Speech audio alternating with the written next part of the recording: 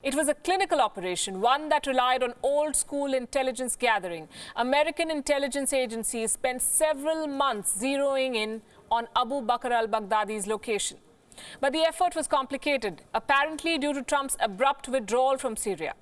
Reports say that the decision forced American intelligence officials to speed up their hunt, and in the end, Baghdadi was isolated and cornered. He was left with no other option, and he blew himself up. It was called Operation Kyla Mueller, named after an American citizen who was taken hostage in 2013 and brutally murdered by ISIS. Here is how it unfolded.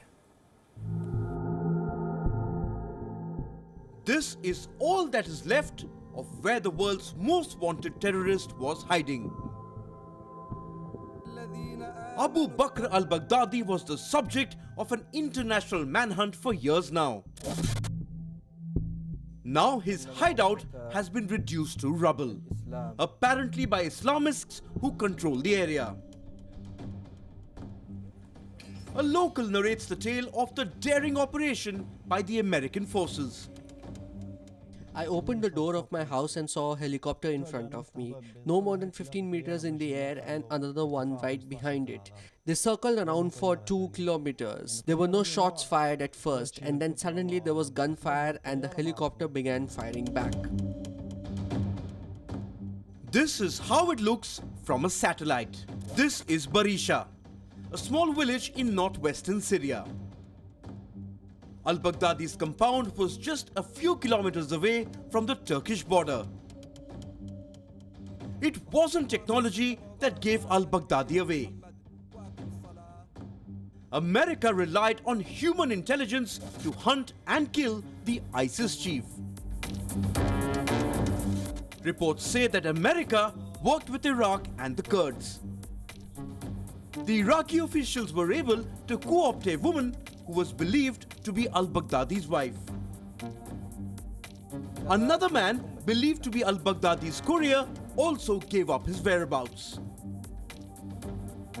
Using the intelligence, the CIA, alongside Iraqi and Kurdish officials, began recruiting more intelligence assets on the ground. There was a tight watch on al-Baghdadi's movements. Intelligence officials spent considerable time looking for any patterns.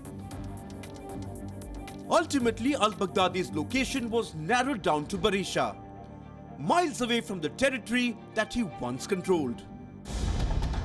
Reports say that US President Donald Trump gave the go-ahead for the operation at 2:30 a.m. IST on Friday. America's secret special ops unit, called the Delta Force, was given the mission. They reportedly flew to Barisha from an airfield in Iraq. A mix of 8 Apache attack and CH-47 Chinook helicopters were used. The raid in Syria began roughly at midnight on Saturday. We woke up to the sound of planes. We went out and saw forces in front of us carrying weapons. Get on the ground, they said, so we went down. They handcuffed us and put us to the side. How do you know this man? We said, we don't know him. We would see people coming and going out, but we never interacted with them. So they said, you are safe, stay to the side. Soon after landing, American forces quickly cleared the compound. 11 children were removed unharmed. The Americans also captured several Islamic State fighters. Realizing that he was under attack, al-Baghdadi tried to escape from a secret tunnel. But cornered by the American forces, he had no option but to blow himself up.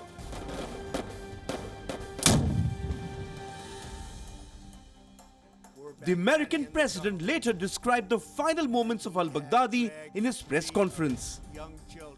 The only ones remaining were Baghdadi in the tunnel, and he had dragged 3 of his young children with him. They were led to certain death. He reached the end of the tunnel as our dogs chased him down. He ignited his vest, killing himself and the 3 children. After the operation, the American forces spent around 2 more hours on the ground.